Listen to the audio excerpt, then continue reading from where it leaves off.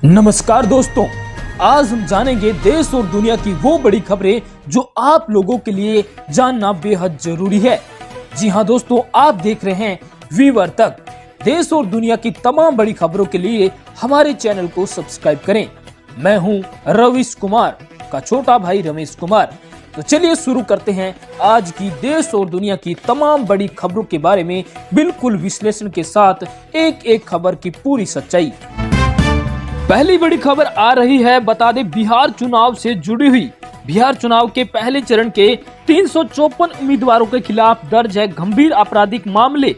ADR के अनुसार बिहार विधानसभा चुनाव के पहले चरण के 354 यानी 27% उम्मीदवारों के खिलाफ गंभीर आपराधिक मामले दर्ज हैं। इनमें से जन स्वराज के 49, बीएसपी के 16, आरजेडी के 42, जेडीयू के 15, बीजेपी के 27, आप के 9 और आईएनसी के 12, सीपीआई एमएल के 9 और एलजेपी रामविलास के 5 उम्मीदवारों के खिलाफ गंभीर आपराधिक मामले दर्ज हैं। अगली बड़ी खबर आ रही है, बिहार में महागठबंधन ने तेजस्वी प्रण नाम से जारी किया घोषणा पत्र, किए बड़े वादे। बिहार चुनाव को लेकर महागठबंधन ने मंगलवार को घोषणा पत्र जारी कर दिया, जिसे तेजस्वी प्रण नाम दिया गया है। घोषणा पत्र में लिखा है कि सरकार बनने के 20 दिनों के अंदर प्रत्येक परिवार के एक सदस्य को सरकारी नौकरी देने का अधिनियम लाया जाएगा। वहीं हर परिवार को 200 यूनिट मुफ्त बिजली मिलेगी व पुरानी पेंशन योजना भी की जाएगी लागू। अगली बड़ी खबर आ रही है, बिहार चुनाव में पवन सिंह की पत्नी अक्षरा सिंह ने किया समर्थन। भोजपुरी अभिनेत्री अक्षरा सिंह ने बिहार चुनाव में कारकाटा विधानसभा से निर्दलीय लड़ रही भोजपुरी स्टार पवन सिंह की पत्नी ज्योति सिंह का समर्थन किया है। उन्होंने एक साक्षात्कार में कहा कि वह जो कुछ भी कर रही है अपने बलबूते पर कर रही है। उन्होंने कहा, एक महिला होने के नाते चाहूंगी कि वह तरक्की करे, भगवान करे कि वह जीत जाए। अगली बड़ी खबर आ रही है, चक्रवाती तूफान मोंथा ने बरपाया कहर, आंध्र में अब तक 3 लोगों की मौत। बता दें मौसम विभाग के अनुसार आंध्र प्रदेश में तट से टकराने के बाद भीषण चक्रवाती तूफान मोंथा कमजोर पड़ गया है और 10 किलोमीटर घंटे की रफ्तार से आगे बढ़ रहा है। एबीपी न्यूज के अनुसार मोंथा के कारण अब तक कम से कम 3 लोगों की मौत हुई है। मोंथा के चलते आंध्र प्रदेश में करीब 76,000 लोग राहत शिविरों में पहुंचाए गए हैं। अगली बड़ी खबर आ रही है, श्रेयस अय्यर की नहीं हुई कोई सर्जरी, बीसीसीआई ने बताया आखिर सिडनी में कैसे हुआ इलाज। बीसीसीआई सचिव देवजीत सेकिया ने बताया है कि सिडनी में इलाज के दौरान श्रेयस अय्यर की कोई सर्जरी नहीं की गई है, बल्कि डॉक्टरों ने उनके शरीर में हो रहे इंटरनल ब्लीडिंग को किसी और ट्रीटमेंट के जरिए रोका है। गौरतलब है कि भारत राष्ट्रीय के बीच तीसरे वनडे मैच में एक कैच लेते वक्त अय्यर की पसलियों में चोट आ गई थी। अगली खबर वेतन से जुड़ी है, 8वें वेतन आयोग के तहत कितनी बढ़ सकती है केंद्रीय कर्मचारियों की सैलरी। 8वें वेतन आयोग को लेकर हिंदुस्तान टाइम्स ने रिपोर्ट किया है कि 2.86 के संभावित फिटमैन फैक्टर के तहत केंद्रीय कर्मियों का वेतन 19,000 माह तक बढ़ सकता है। इस गणित के हिसाब से अगर कोई मध्यम स्तरीय कर्मचारी हर महीने 1 लाख कमाता है तो उसका वेतन बढ़कर 1.14 लाख प्रति माह तक किया जा सकता है। अगली खबर आ रही है, अब फंगस से होगा मच्छरों का खात्मा, वैज्ञानिकों ने की नई खोज। नेचर जर्नल में प्रकाशित अध्ययन के अनुसार वैज्ञानिकों ने मेटाराइजियम फंगस की नई किस्म विकसित की है जो मीठी सुगंध छोड़कर मच्छरों को आकर्षित करती है और फिर उन्हें मार देती है। इसके बीजाणु लॉन्गिफ्लोफोलिन नामक रासायनिक पदार्थ उत्सर्जित करते हैं, जिससे मच्छर संक्रमित हो जाते हैं, जिसके बाद वह कुछ ही दिनों में मर जाते हैं।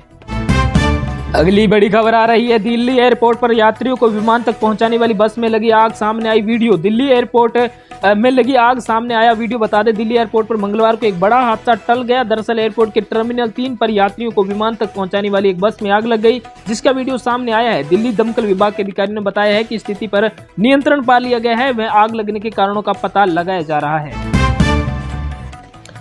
अगली खबर चुनाव से जुड़ी है, एसआईआर क्यों जरूरी है। चुनाव आयोग ने बताए 4 बड़े कारण। चुनाव आयोग ने एसआईआर के प्रक्रिया की जरूरत के 4 कारण बताए। आयोग के अनुसार लोगों को बार बार स्थान बदलना, माइग्रेशन के कारण एक से अधिक जगह वोटर लिस्ट में पंजीकृत होना, मतदाता की मृत्यु के बाद भी उसका नाम वोटर लिस्ट में बने रहना और गलती से सूची में विदेशी नागरिकों के नाम शामिल होना इसके प्रमुख कारण है। अगली बड़ी खबर आ रही है, युवराज की साइन की हुई जर्सी को स्टुअर्ट ब्रॉड ने कूड़े में फेंक दिया। स्टुअर्ट के पिता, बता दें इंग्लैंड के पूर्व गेंदबाज स्टुअर्ट ब्रॉड के पिता क्रिस ब्रॉड ने खुलासा किया है कि उनके बेटे ने युवराज सिंह की साइन की हुई भारत की जर्सी को कूड़ेदान में फेंक दिया। युवराज के 6 छक्के खाने वाले स्टुअर्ट को यह जर्सी क्रिस ने क्रिसमस पर दी थी। उन्होंने कहा उसने गिफ्ट देखा और फिर कूड़ेदान में फेंक दिया। अगली बड़ी खबर आ रही है, 14,000 कर्मचारियों को नौकरी से निकालेगी अमेजॉन, 24 घंटे में सूचित किया जाएगा, बताया बड़ा कारण। अमेजॉन ने मंगलवार को बताया कि वह वैश्विक स्तर पर संगठनात्मक बदलाव के तहत 14,000 कर्मचारियों की छंटनी करेगी और प्रभावित कर्मचारी को 24 घंटे के भीतर इसके बारे में सूचित कर दिया जाएगा। कंपनी ने कहा है, एआई से उत्पन्न तकनीकी बदलाव के कारण कर्मचारियों की छंटनी की जा रही है। कंपनी 2026 में और छंटनी कर सकती है। अगली बड़ी खबर आ रही है, तुर्की में क्रेन से लटकाया गया इजरायली पीएम नेतन्याहू का पुतला। तुर्की के टेरबजोन में प्रदर्शनकारियों ने गाजा हमलों के विरोध में इजरायली प्रधानमंत्री बेंजामिन नेतन्याहू का पुतला क्रेन से लटकाया, जिसकी इजरायल में कड़ी निंदा की है। पुतले के साथ एक बैनर भी था जिस पर लिखा था नेतन्याहू की मौत की सजा। हालांकि इस कृत्य में शामिल प्रदर्शनकारियों की अब तक पहचान नहीं हो पाई।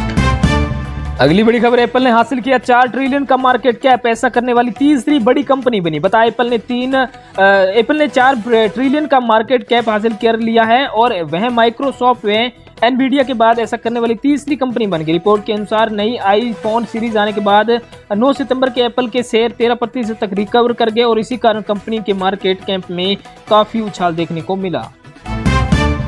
सावधान हो जाइए, अगली बड़ी खबर को बता दें कि दिल्ली में पकड़ी गई है नकली इनो बनाने वाली फैक्ट्री। उत्तर पश्चिमी दिल्ली के इब्राहिमपुर गांव में नकली इनो बनाने की फैक्ट्री पकड़ी गई है। छापेमारी के दौरान नकली इनो के 91,257 से 80 किलोग्राम कच्चा माल, 54,780 स्टिक्चर, 2100 तेल, खाली पैकिंग पाउच और 13 किलो से अधिक प्रिंटेड रोल जब्त हुए हैं। मौके से एक मशीन भी मिली है जिससे नकली पाउडर तैयार किया जा रहा था।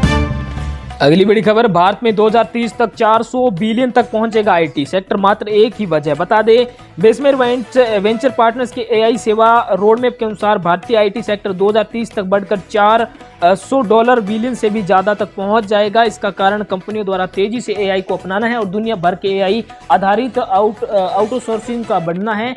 बकौल रिपोर्ट 2022-24 के बीच ग्लोबल आईटी सर्विसेज का M&A 4.4 बिलियन से लेकर 10.5 बिलियन तक पहुंच गया है।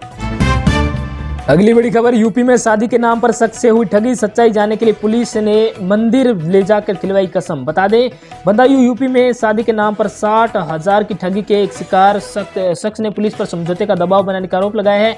बकौल शख्स ने शिकायत करने पर पुलिस ने उसे मंदिर में कसम खिलवाई कि 60,000 दिए या नहीं और उसका वीडियो भी बनाया। एसएसपी ब्रिजेश सिंह के अनुसार दोषी पाए जाने पर पुलिसकर्मियों पर कार्यवाही होगी। अगली बड़ी खबर आ रही है, बिहार चुनाव के पहले चरण में कौन है सबसे अमीर व सबसे कम संपत्ति वाला उम्मीदवार। बता दें, एडीआर के अनुसार बिहार चुनाव के पहले चरण में बीजेपी के कुमार प्रणय 170 करोड़ सबसे अमीर उम्मीदवार है। इसके बाद निर्दलीय उम्मीदवार राज किशोर गुप्ता 137 प्लस जो कि करोड़ रुपए के, व जेडीयू के अनंत कुमार सिंह 100 करोड़ रुपए और इसके साथ में जो कि ACIC के जो मुजाहिद आलम है 1000 करोड़ के हैं। वही people's party of India democracy Shatrughan Verma जो कि 1000 के पास लगभग सबसे कम संपत्ति आंकी गई है।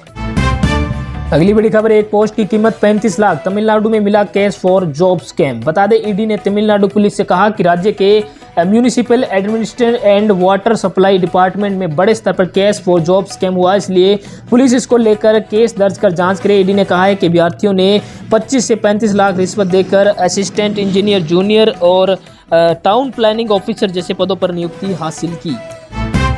अगली बड़ी खबर, राष्ट्रपति मुर्मू ने राफेल लड़ाकू विमान से भरी उड़ान, राष्ट्रपति कार्यालय ने जारी की तस्वीर। बता दें कि राष्ट्रपति द्रौपदी मुर्मू ने हरियाणा के अंबाला वायु स्टेशन से राफेल लड़ाकू विमान से उड़ान भरी, जिसकी तस्वीर राष्ट्रपति कार्यालय ने एक्स पर साझा की है। गौरतलब है कि द्रौपदी मुर्मू भारत की पहली महिला राष्ट्रपति है जिन्होंने भारतीय वायुसेना के 2 लड़ाकू विमानों में उड़ान भरी और इससे पहले उन्होंने 2023 में सुखोई 30 MKI में उड़ान भरी थी। अगली बड़ी खबर आ रही है, बिना विधानसभा चुनाव लड़े कैसे नीतीश कुमार 20 साल तक बिहार के सीएम बने रहे। बता दें, सबसे लंबे समय तक बिहार के मुख्यमंत्री रहे नीतीश कुमार विधानसभा चुनाव नहीं लड़ते। वह 2000 में पहली बार सिर्फ 8 दिन के लिए मुख्यमंत्री बने थे, जिसके बाद 2005 से उनका अगला कार्यकाल शुरू हुआ। वहीं उन्होंने 1977 से 1980 व 1985 में विधानसभा चुनाव लड़ा, लेकिन केवल एक बार जीते। वह 2005 से विधान परिषद सदस्य रहते हैं हुए मुख्यमंत्री बन रहे हैं। अगली बड़ी खबर है, अब सड़कों पर लगाए जाएंगे QR कोड। गडकरी ने कहा, सिर्फ मैं ही गाली क्यों खाऊं। केंद्रीय मंत्री नितिन गडकरी ने कहा है कि अब सड़कों पर एक QR कोड लगा होगा जिसमें मंत्री, ठेकेदार, सेक्रेटरी और उनके सबको फोटो, कॉन्टैक्ट नंबर और विभाग आदि के बारे में जानकारी स्कैन करके मिल जाएगी। उन्होंने मजाक में कहा, सिर्फ मैं ही गाली क्यों खाऊं, सब कुछ मेरे गले पर क्यों लटक जाता है। अगली खबर आ रही है, काशी विश्वनाथ में शिवलिंग छूने से करंट जैसा लगता है, तेज प्रताप यादव। बिहार के पूर्व मंत्री तेज प्रताप यादव ने एक इंटरव्यू में कहा है कि काशी विश्वनाथ मंदिर में शिवलिंग छूने से करंट जैसा लगता है। उन्होंने कहा है वहां शिवलिंग को छूने से एक ऊर्जा पूरे शरीर में फैल जाती है। उन्होंने कहा है कि सकारात्मक ऊर्जा होती है। उनके इस बयान का वीडियो काफी वायरल हो रहा है। अगली बड़ी खबर आ रही है, पीएम मोदी किलर लगते हैं लेकिन है बहुत सख्त। ट्रंप ने बड़ा बयान दिया। अमेरिकी राष्ट्रपति डोनाल्ड ट्रंप ने दक्षिण कोरिया में प्रधानमंत्री नरेंद्र मोदी की तारीफ करते हुए कहा है कि पीएम मोदी देखने में बहुत बढ़िया है और किलर लगते हैं लेकिन वह बहुत सख्त हैं। उन्होंने कहा, मैं भारत के साथ ट्रेड डील करने जा रहा हूं और मैं पीएम मोदी का सम्मान करता हूं और उनके लिए बहुत ज्यादा सम्मान है। अगली बड़ी खबर है, जैसा नाम वैसा काम। बिहार में आरजेडी नेता ओसामा को लेकर सीएम योगी आदित्यनाथ का बयान। बता दें, यूपी के मुख्यमंत्री योगी आदित्यनाथ ने बिहार के सिवान में एक चुनावी रैली को संबोधित किया है। सीएम योगी ने कहा है, जब मैं यहां आया तो मुझे हैरानी हुई। मैंने देखा कि आरजेडी ने यहां से जो प्रत्याशी ओसामा साहब दिया है वो अपनी खानदानी आपराधिक पृष्ठभूमि के लिए पूरे देश में कुख्यात रहा है। वही नाम भी देखिए, जैसा नाम वैसा काम। अगली बड़ी खबर आ रही है, रेप केस में सजा काट रहे आसाराम बापू को राजस्थान हाईकोर्ट से मिली 6 महीने की अंतरिम जमानत। राजस्थान हाईकोर्ट ने रेप केस में आजीवन कारावास की सजा काट रहे 84 वर्षीय आसाराम बापू को स्वास्थ्य कारणों के चलते 6 महीने की अंतरिम जमानत दी है। वकीलों ने बताया कि उम्र दराज होने के कारण आसाराम के गंभीर मिजाज जैसे हृदय रोग, किडनी संबंधी समस्याओं और अन्य पुरानी बीमारी से पीड़ित है। अगस्त में भी आसाराम को जमानत मिल गई थी। आप देख रहे हैं वीवर तक। देश और दुनिया की तमाम बड़ी खबरों को बिल्कुल सटीकता से और पूरे विश्लेषण के साथ जानने के लिए आप हमारे चैनल वीवर तक को अभी सब्सक्राइब करके जरूर रखें।